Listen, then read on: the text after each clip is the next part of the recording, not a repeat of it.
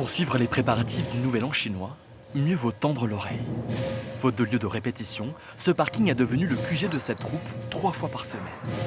Ici se prépare la danse du lion, et c'est bien plus technique qu'il n'y paraît. En fait, elle a mis une ceinture pour que je puisse la gripper avec mes mains. Ça m'aide à la porter lorsqu'on fait nos sauts, voilà, tout simplement. Moi, mon but, c'est un petit peu de la suivre dans ses mouvements et de lui permettre de s'exprimer, si je puis dire. Quand j'étais petit, au Nouvel An chinois, je voyais les grands faire ça. Donc ça m'avait donné envie et c'est pour ça que j'ai continué. Une danse traditionnelle qui n'a plus de secret pour ce chorégraphe. 17 ans de pratique à son actif et une formation suivie en Asie. Elles sont en retard, oui. Elles sont en retard.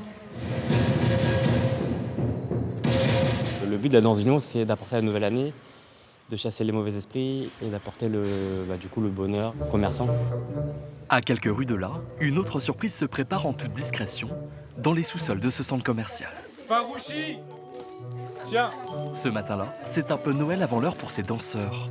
Dans ces cartons, 40 costumes directement importés de Chine. Chacun est unique.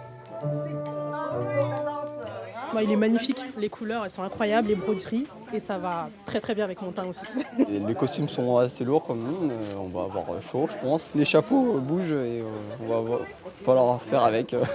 Oh la vache, ok. Ces passionnés comptent apporter une touche d'originalité avec une danse appelée Inke. Ça faisait sens en fait déjà de nous l'approprier parce que depuis maintenant des décennies, on connaît la danse du lion en Île-de-France, en France même.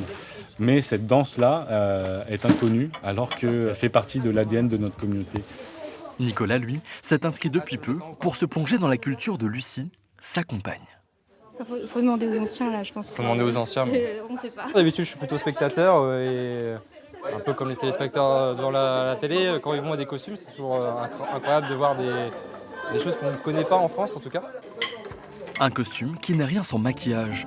Pour chaque danseur, un dessin.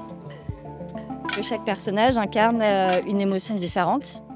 Et du coup, selon l'émotion, on a une couleur différente dominante. Et du coup, il faut qu'on se dépêche pour maquiller tout le monde.